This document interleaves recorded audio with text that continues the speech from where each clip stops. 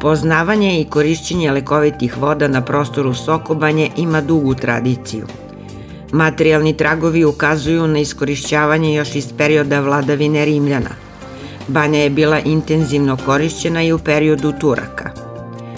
Sokobanjski termalni izvori jedni su od prvih proučenih u Srbiji.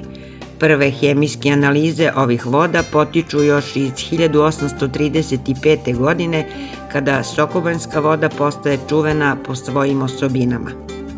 Njena lekovitost i dejstvo na organizam porede se sa vodama Bad Gaštajna u Austriji. Termomineralni izvori Sokobanje javljaju se duž toka reke Moravice. Banjica 1 i Banjica 2 nalaze se na levoj obali reke, na mestu njenog izlaza iz Sokogradske klisure. Temperatura vode iznosi do 32 stepena Celzijusa, dok je pH vrednost 7,33, što znači da je voda neutralnog do slabo alkalnog karaktera, bez boje, ukusa i mirisa. U vodi preovlađuju kationi natrijuma, magnezijuma i kalcijuma, a u pogledu anionskog sastava dominiraju hidrokarbonati, hloridi i sulfati. Prema internacionalnoj klasifikaciji ove izvore karakteriše kalcijum karbonat.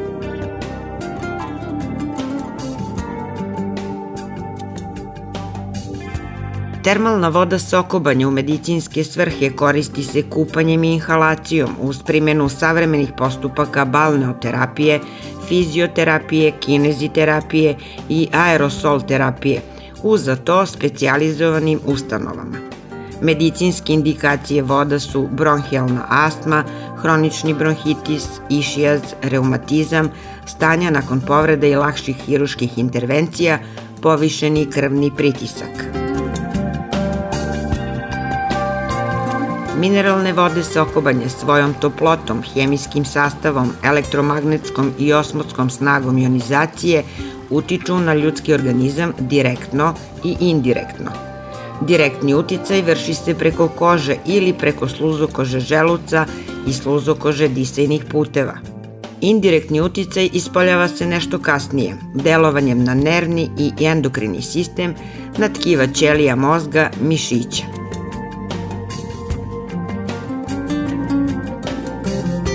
Vrlo je važno da se banjske procedure kao kupanje, inhalacija i slično odrede u onoj meri, jačini i količini koja najbolje odgovara bolesniku i njegovom stanju.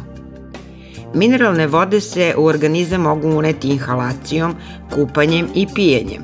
Kupanje je najčešći oblik lečenja i predstavlja spoljašnu upotrebu termalne vode.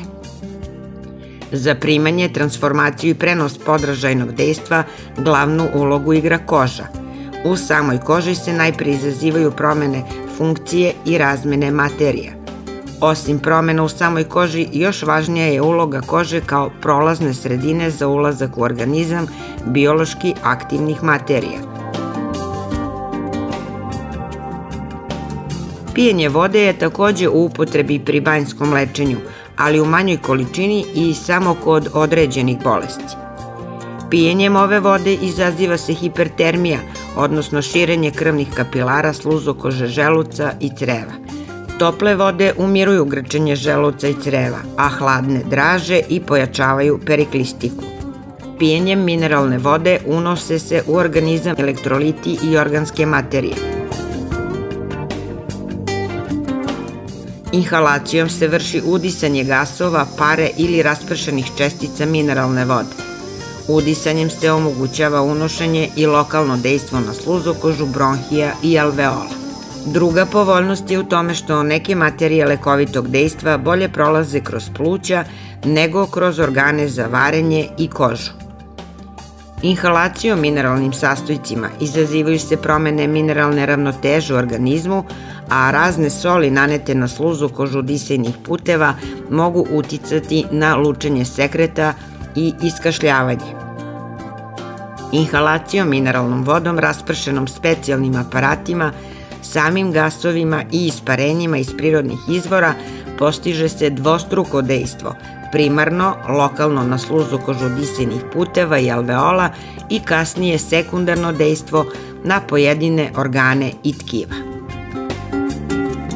zbog svog specifičnog sastava pre svega je namenjena za pacijente sa raznim neurološkim oboljenjima, a u današnje vreme je videlo se da je vrlo korisna i kao antistres terapija u cilju smanjenja hroničnog stresa, jer kupanjem u ovoj vodi dolazi do opuštanja celokupnog organizma i samim tim ublažavanja posljedica stresa.